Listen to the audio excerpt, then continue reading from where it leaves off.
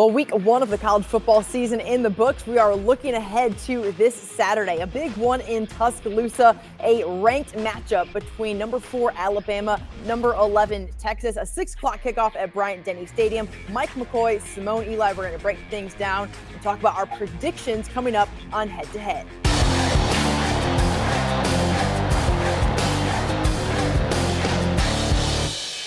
All right, guys, thank you for joining us. Mike McCoy joining us from the Maximum Performance Institute in Bessemer, former Alabama wide receiver. Mike, it was a fun first week of college football. I think a lot of surprises all throughout nationwide, but no surprises really in Tuscaloosa when you looked at what Alabama did to Middle Tennessee. No, definitely not a surprise. But what I think surprised people was how well we watched Milroe. I think we are witnessing the new Vince Young. So quote me on that. All right. I know that he said that's somebody that he looks forward to, looked up to rather, growing up. I want to thank quickly our sponsor, Alabama Cattlemen's Association. Let's talk about Jalen Milroe. There was much to be made about this Alabama quarterback competition coming into the season, and it seems like Milroe is the guy moving forward. He was dominant, named the co-offensive SEC Player of the Week. And what a performance he had on Saturday against Middle Tennessee. The kid looks like Tim Tebow, but with just a better arm, just to say the least. No shots at Tim Tebow. Sure. I mean, definitely top 3 college player all time. Yeah. But the one play that stood out to me when he threw the ball about 46, 47 yards in the pocket, just launched it. I was taken back. So yes, just say he won a new fan. I am excited. I can't wait to see what this week holds. Yeah, he completed 72% of passes. I feel like we learned that not only is Milroe very, very talented, but once again, Alabama's receiving core also talented. This is a group that over the last several years has repeatedly had multiple guys at every position just be so unbelievably talented. And I feel like there isn't a ton of drop off with the guys that we're seeing this year as well. Well, me being a receiver, I'm gonna be devil's advocate. Okay. Last year we didn't have any guys over 1,000 yards, so I'm looking to see which guy, because I think the wide receiver room is still wide open. Okay. I don't think we have a number 1 receiver. I think they're number 2 and number 3 across the board. I'm looking for someone to step into the forefront and just say, "Hey, I'm the guy. I'm the new Julio. I'm the new Mari Cooper, Jerry Jeudy type." Yep, I like that. We will see. Let's talk about Texas a little bit. We heard from Nick Saban at his weekly Monday press conference ahead of the game, and Coach said that this is going to be a good barometer, is the word that he used, a measuring stick for his guys going into this game. How good can they be? When you have to shift your focus from Middle Tennessee to Texas, Mike, what does that take as a player in terms of mentality and preparation in and outside the locker room? The good thing about Coach Saban is he does a good job keeping away the rat poison. Now, let's not get things misconstrued, because Middle Tennessee, those are college guys. Those are D1 guys. Yeah. It's usually a drop-off between O-line and D-line. That's where you start to see a separation in Power 5 and mid-majors. Okay. So from a skill-wise, I think you're going to see a good matchup. I think Texas is going to bring their A-game. But let's not forget, Coach Saban has probably did some installation probably last week about what Texas is going to do as well. Yeah, Steve Sarkisian said in his press conference that he did not think Alabama showed everything that they can do in week 1, of course, against Middle Tennessee. And so there will be some new wrinkles probably on both sides of the ball that we will see on Saturday at Bryant-Denny Stadium. When you think about the Longhorns, they returned 16 starters overall, including at quarterback. Quinn Ewers is back. This is a guy who was knocked out of the game in the first quarter a year ago. Just a 1-point Alabama win on the road in Austin. Is that a concerning thing? And what do you think this team learned about themselves from a year ago going into this game? We heard the same thing when we knocked Colt McCoy out. And he ain't related to me, so don't say McCoy. You know what I'm saying?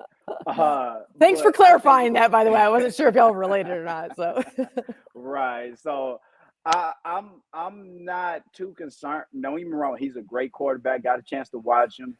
He's an elite quarterback. But at the end of the day, he puts his pants on and bleed the same color we all bleed. So ain't nobody scared. He's going to have to bring his A game, because one thing for sure, that front 4, Bama look good. Yeah, They look good Saturday. They definitely surprised me. I was kind of concerned. I was definitely concerned prior to the game, but Tim Keenan, I was excited to see Quindarius Robinson step up, make some plays. Mm-hmm. Dallas is doing what Dallas does. So I think we're gonna be fine. Texas always losing a quarterback against Yeah. Alabama. So hey, it's same old song. Yeah. Let's talk about that defense. I know week one, we talked a little bit about the Alabama secondary. You wanted to see who was going to step up, and one guy clearly came in and did his job. Caleb Downs, the freshman for the Tide, the top ranked player coming out of high school in the state of Georgia, was the freshman of the week in the SEC, had a team high 8 tackles. What impressed you about his performance and really just the entire secondary for the Tide this past week?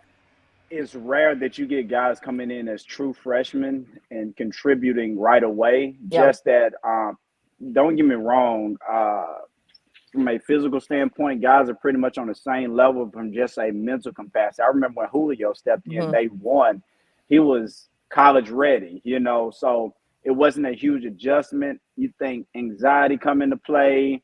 It's not too big of a big show. But the beautiful thing about it is when they look for you to step in as a freshman, if you mess up, you can say, hey, he's a freshman. But if he exceeds that, you got a superstar in your hand. And I think that's what we're witnessing. Yeah, I think so as well. When you think about these early season national non-conference matchups, you can see how they can really make a statement for some programs. Like we saw on Sunday, Florida State and LSU, the Seminoles made a national statement against LSU. I was shocked. I think a lot of folks were surprised at the outcome of that game. And Brian Kelly said straight up, we thought we were the Georgia Bulldogs and we were wrong. What type of impact, national impact, do you think a win for Alabama can have over an 11th ranked Texas team this early in the year? If Bama wins, it's expected. It is expected. Everybody knows Coach Saban is the sensei. We know that. But if Texas wins, it's going to be a ripple effect almost as big as what Colorado did. It's going to shock the world. Oh, it's a new sheriff in town. It's Coach Saban. So we have nothing. Well, we have Texas has everything to gain and nothing to lose. They're expected to lose. But it's going to be a heavyweight fight. Sarkisian and Coach Saban, both of them are giving each other praises. Hey, good guys. Hey, that's what you do. But Coach Saban know what it is. He finna bring all the noise to them Texas boys. 28-2, Coach Saban is against former assistant coaches. That's always a stat that's read. I'm sure it will be read on Saturday at 6 o'clock kickoff at Bryant-Denny Stadium.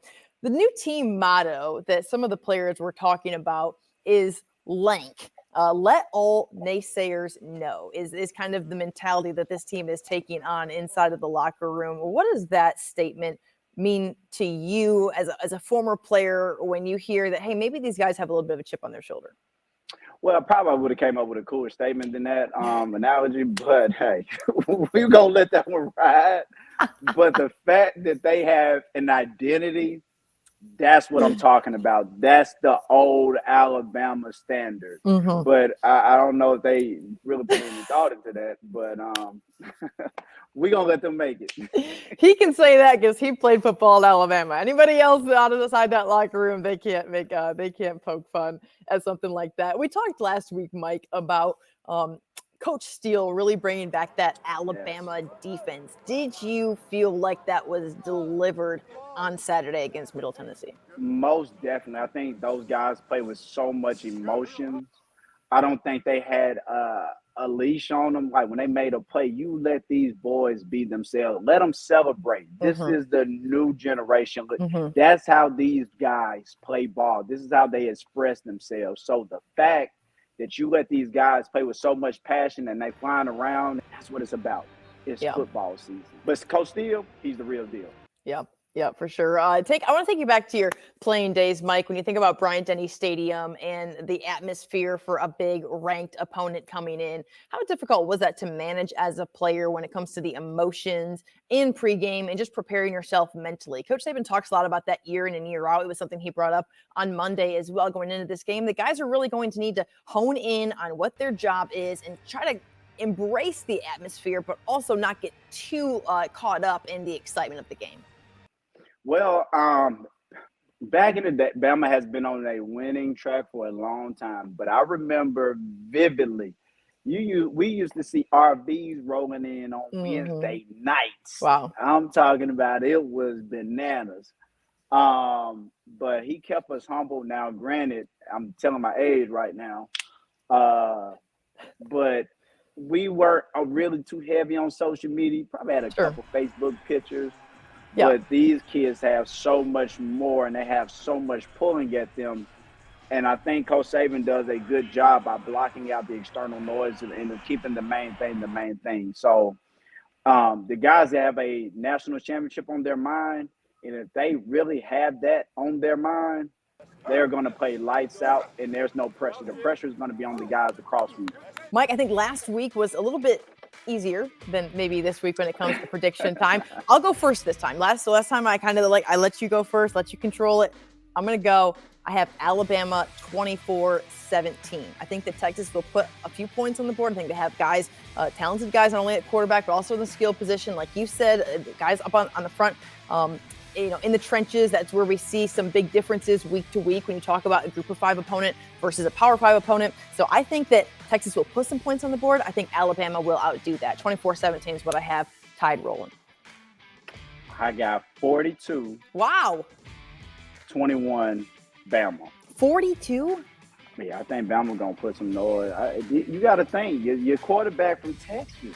Yeah. You know, all your exes are in Texas, so he about to bring some noise. Yeah. So Milroe, I'm pulling for you. Look, I need you to be big, but you look like a middle linebacker, big, you know. But I need you to show up, baby. Yeah. I need you to show up. Okay. Wow. 42-21. That's a score right there. We will see if that many points are on the board in Tuscaloosa. It's going to be a shootout. And we'll see. We will see. One thing, kind of interesting note, the band and the fans for Texas will be up somewhere in the upper deck at Bryant-Denny. Alabama's gonna do Texas like Texas did them a year ago. They lucky it's not an 11 o'clock game because that song will whoop them down. That would not be fun. They lucky. And we know it's still warm. Come 6 o'clock, it can still be in the 90s in this state. So welcome to the real South. Yeah, Texas welcome to the real South. This is the real South. You're right. Texas its own situation over there. All right, guys, thank you so much for tuning in to Head to Head. Mike has Alabama rolling. I have Alabama rolling. We will see what that looks like at 6 o'clock at Bryant-Denny Stadium. A top 20 matchup, Texas, Alabama going head to head for some big time momentum as the 2023 season continues. Thanks so much for tuning in to Head, brought to you by the Alabama Cattlemen Association. We will see you next week. Peace. Brought to you by Alabama Beef Farmers and Ranchers.